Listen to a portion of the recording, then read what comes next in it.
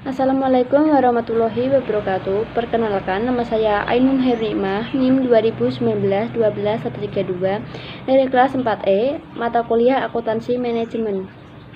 Di sini saya akan menjelaskan mengenai analisis jurnal untuk memenuhi tugas UAS Akuntansi Manajemen. Yang pertama, ada jurnal yang berjudul Penerapan Prinsip Good Corporate Governance pada Kinerja Berbasis Balance Scorecard di LPD Kabupaten Badung. Yang pertama mengenai dengan abstrak. Good Corporate Governance atau disebut dengan GCG merupakan suatu sistem untuk mengatur struktur dan mekanisme dalam perusahaan sehingga mampu untuk mendorong efisiensi dan kinerja perusahaan. Penelitian ini bertujuan untuk mengetahui apa pengaruh GCG terhadap kinerja suatu perusahaan yang berbasis balance scorecard di LPD Kabupaten Badung. Adapun prinsip yang digunakan GCG yang terdiri dari pertama, ada transparansi, kedua ada akuntabilitas, yang ketiga ada responsibilitas, yang keempat ada independensi, dan kelima ada kewajaran. Adapun data yang digunakan yaitu berupa data primer dengan kuesioner dan juga dianalisis dengan regresi berganda. Kemudian ada pendahuluan. LPD merupakan suatu lembaga keuangan milik Desa Pakraman yang berkedudukan di Wewidangan Desa Pakraman. Pada penelitian ini, kasus LPD yang terjadi yaitu ada sebuah kapal yang mengalami kerugian sebesar 10 miliar lebih. Hal itu dikarenakan sistem pengelolaan yang masih kurang serta harus diterapkannya tata kelola perusahaan yang disebut dengan GCG ini. Kinerja suatu perusahaan merupakan hasil yang komprehensif, pengukuran dan sistem evaluasi harus komprehensif dan multidimensional untuk mencapai suatu keselarasan. Penilaian kinerja dilihat dari dua aspek. Yang pertama, aspek keuangan, yang kedua, aspek non-keuangan. Balance scorecard diusulkan oleh Kaplan dan Norton sebagai pendukung dalam menilai kinerjanya perspektif. Hal ini dapat digunakan untuk alat ukur kinerja perusahaan karena memberi angka-angka komprehensif untuk menjabarkan suatu misi ke dalam tujuan yang sudah ditetapkan. Ada beberapa hasil yang berpengaruh positif terhadap kinerja berbasis balance scorecard di LPD. Kemudian, metode penelitian. Penelitian ini merupakan penelitian kuantitatif. Transparansi dalam penelitian ini yaitu pengelola LPD harus menyampaikan seluruh informasi secara terbuka tanpa ada yang disembunyikan.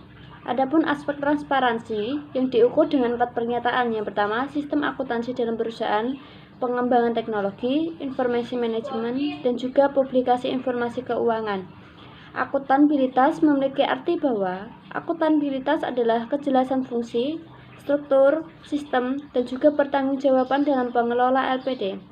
4 pernyataan yang digunakan dalam akuntabilitas adalah pemahaman pengelola LPD, tanggung jawab pengelola LPD, memastikan adanya sistem pengendalian internal yang efektif dalam pengelolaan LPD. Dalam pelaksanaan tanggung jawab pengelola LPD, berpegang pada etika bisnis dan juga pedoman yang sudah disepakati. Kemudian responsibilitas dalam penelitian ini memiliki arti bahwa pengelola LPD harus mematuhi peraturan perundang-undangan yang berlaku dan melaksanakan tanggung jawab sosial kepada masyarakat. 4 pernyataan mengenai aspek responsibilitas. Yang pertama, ketaatan ketua dan pengawasan LPD terhadap peraturan perundang-undangan serta peraturan LPD.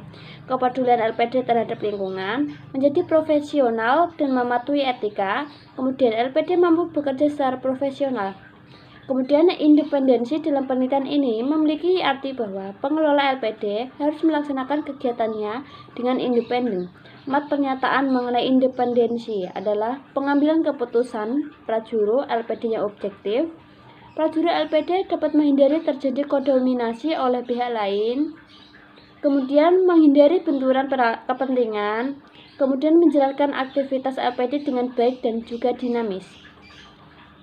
Selain itu, yang terakhir ada kewajaran. Dalam penelitian ini memiliki arti bahwa pengelolaan LPD harus memperhatikan hak semua pihak.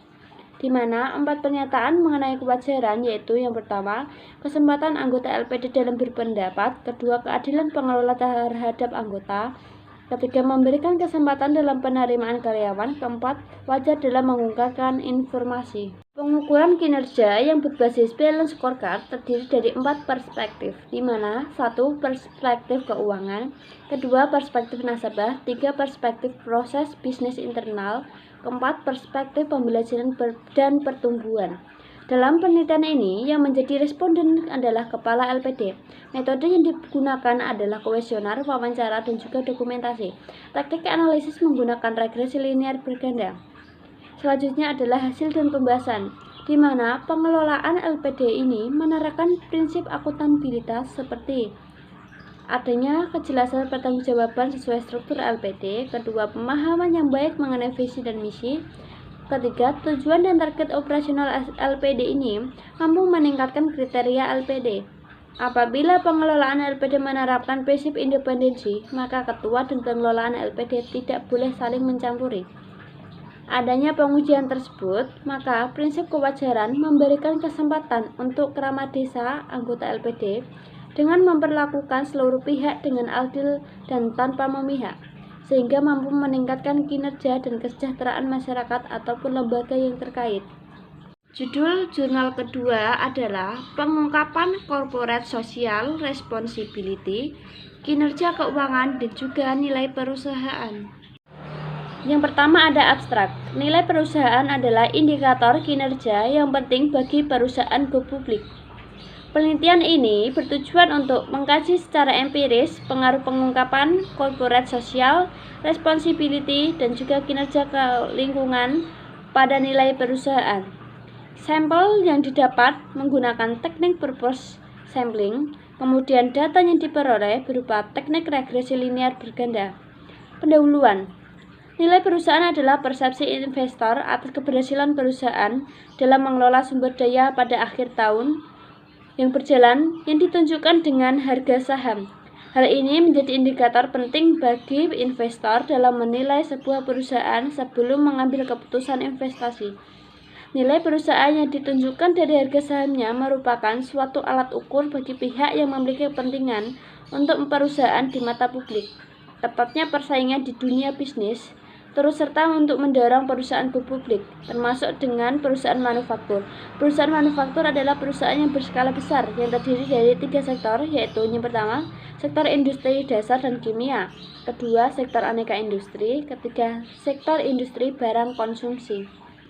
Para investor menyajikan informasi tambahan berupa pengungkapan Corporate Social Responsibility atau disingkat dengan CSR dalam laporan tahunnya. CSR merupakan bentuk kepedulian perusahaan dalam menjaga legitimasi dan juga reputasi perusahaan. CSR mengurangi asimetri informasi dalam internal perusahaan, investor, dan juga pemangku kepentingan lainnya. Sehingga tujuan CSR ini untuk meningkatkan kesejahteraan sosial dan juga standar hidup secara keseluruhan. Ada 2 variabel penelitian, yaitu pengungkapan CSR dan kinerja lingkungan secara variabel prediktor. Adapun bukti empiris bahwa pengaruh pengungkapan CSR dan kinerja lingkungan pada nilai perusahaan, khususnya perusahaan sektor consumer goods. CSR ini diharapkan untuk mengurangi asimetri informasi karena adanya menyediakan informasi aspek ekonomi dan lain-lain. CSR dijadikan sebagai alat marketing baru lagi bagi perusahaan jika dilakukan secara berkelanjutan. Kinerja lingkungan yang semakin baik dari perusahaan dapat menarik para investor karena telah memperoleh kepercayaan yang lebih dari masyarakat, sehingga bisa meningkatkan nilai perusahaan.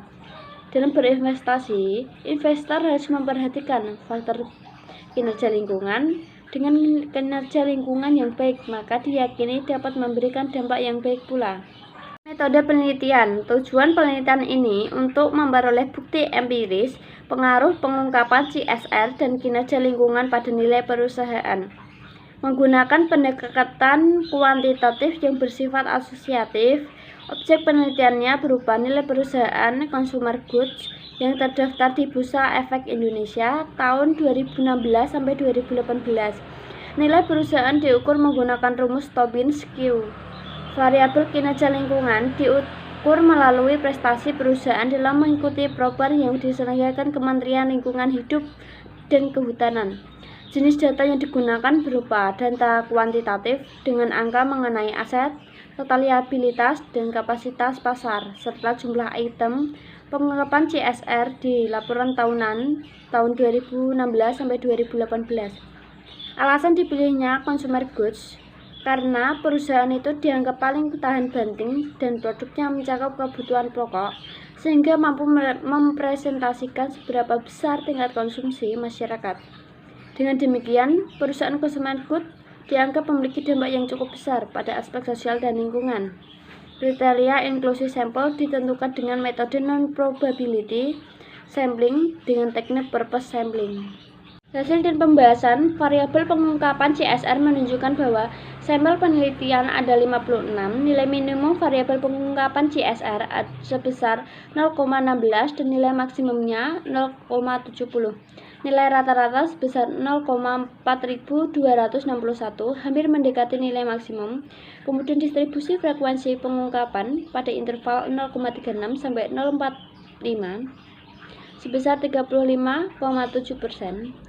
Variabel kinerja lingkungan minimum sebesar 2 dan nilai maksimum sebesar 4. Nilai rata-rata sebesar 3,12 dan tergolong dengan baik. Nilai standar revisi pada kinerja lingkungan ini sebesar 0,574 menunjukkan bahwa kinerja lingkungan persebaran datanya merata. Variabel nilai perusahaan menunjukkan sampel sebanyak 56 dengan nilai minimum sebesar 0,66 dan nilai maksimum sebesar 23,29 serta nilai rata-rata pada nilai perusahaan sebesar 4,0518 mendekati nilai minimum yang tergolong rendah.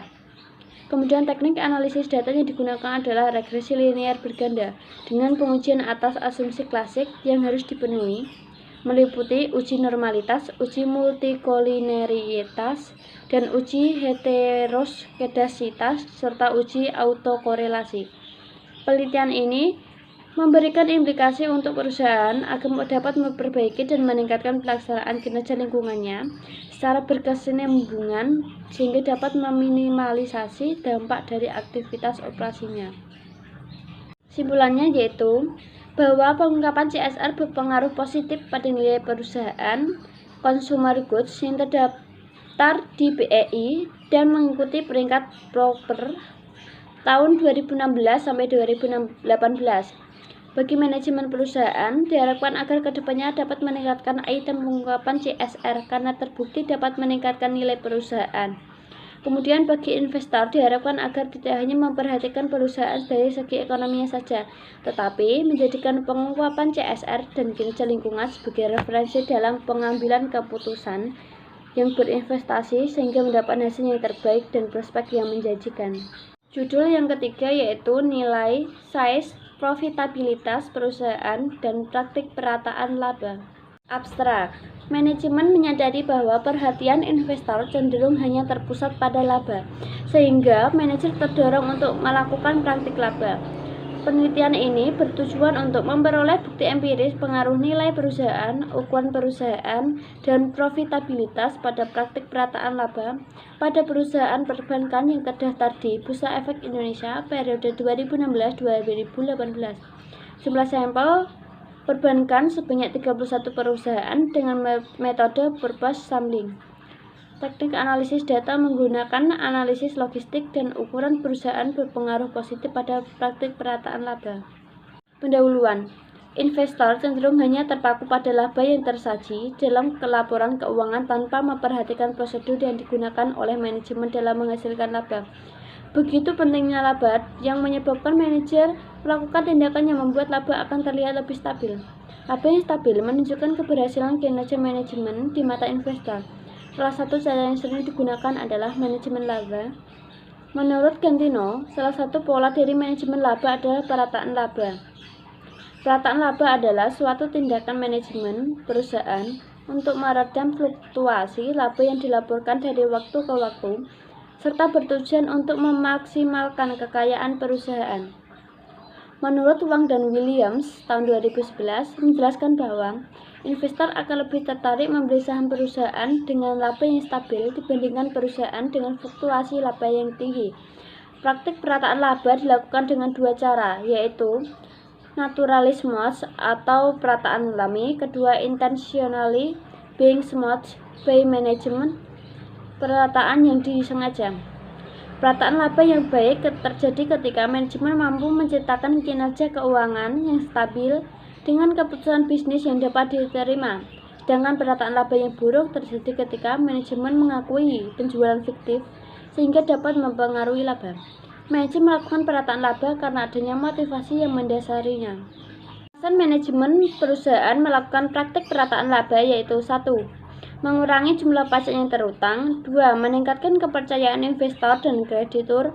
3. Menjaga hubungan yang baik antara manajemen dengan kreditur, investor, dan juga karyawan. 4. Memperbaiki citra perusahaan. Fenomena adanya praktik perataan laba ini telah memunculkan kasus dalam pelaporan akuntansi pada sektor perbankan di Indonesia. Adapun kasus yang terkait mengenai praktik laba yaitu kasus PT Bank Bukopin Tbk pada tahun 2018. Ditemukannya pencatatan yang tidak wajar alias abnormal dari sisi pendapatan, bisnis kartu kredit, dan penambahan saldo cadangan kerugian, penurunan nilai aset. Ukuran perusahaan adalah skala untuk mengklasifikasikan besar atau kecilnya suatu perusahaan. Profitabilitas merupakan suatu rasio yang digunakan untuk mengukur kemampuan perusahaan dalam menghasilkan laba bersih. Metode penelitian perataan laba diukur menggunakan perhitungan indeks Excel. Kriteria perusahaan yang melakukan praktik perataan laba yaitu perusahaan yang dianggap melakukan praktik perataan laba apabila hasil perhitungan indeks Excel lebih kecil dari 1, maka perusahaan yang melakukan perataan laba akan diberi nilai 1. Sedangkan perusahaan yang tidak melakukan praktik perataan laba, apabila perhitungan indeks Excel lebih besar atau sama dengan 1, maka perusahaan tidak melakukan perataan laba yang akan diberi nilai 0. Penelitian ukuran perusahaan menggunakan logaritma natural dari total aset. Penelitian profitabilitas menggunakan return on asset. Hasil dan pembahasan. Hipotesis yang pertama, dengan menggunakan resepsi logistik menghasilkan bahwa nilai perusahaan berpengaruh positif pada praktik perataan laba di perusahaan perbankan yang terdaftar di BEI periode 2016-2018 hingga H1 diterima. Hal ini dicerminkan dengan nilai perusahaan yang diukur oleh price book value menunjukkan bahwa semakin tinggi nilai perusahaan, maka kecenderungan perusahaan untuk melakukan praktik perataan laba semakin meningkat. Hasil penelitian hipotesis pertama mendukung teori keagunan yang menjelaskan manajemen memiliki mandat untuk mengelola ke perusahaan tersebut. Hasil dari penelitian hipotesis kedua yaitu mendukung political cost, hipotesis pada teori akuntansi positif, tentang memiliki biaya politik yang tinggi cenderung memilih metode akuntansi yang dapat membuat laba yang dilaporkan lebih rendah karena didasari untuk mengurangi beban pajak perusahaan. Yang ketiga, hasil dari penelitian hipotesis ketiga yaitu tidak dapat mendukung teori keagenan yang menjelaskan bahwa perbedaan kepentingan antara manajemen dengan pemilik perusahaan menyebabkan munculnya keinginan manajemen untuk melakukan praktik perataan laba. Kesimpulan, nilai perusahaan berpengaruh positif pada praktik perataan laba pada perusahaan perbankan di Bursa Efek Indonesia periode 2016-2018. Hal ini menunjukkan bahwa semakin tinggi nilai perusahaan, maka kecenderungan manajemen untuk melakukan praktik perataan laba semakin meningkat. Profitabilitas tidak berpengaruh pada praktik perataan laba pada perusahaan perbankan di BEI. Berdasarkan hasil yang diperoleh, peneliti menyarankan bagi perusahaan diharapkan dapat meningkatkan pengawasan terhadap kinerja manajemen sehingga dapat meminimalisir praktik perataan laba yang tidak sesuai dengan standar akuntansi keuangan atau SAK yang sudah berlaku. Kemudian bagi investor, sebaiknya memperhatikan proses bagaimana manajemen memperoleh dan memperlakukan laba tersebut. Kemudian bagi peneliti selanjutnya yaitu diharapkan dapat memperluas sampel penelitian dan juga menambah variabel bebasnya.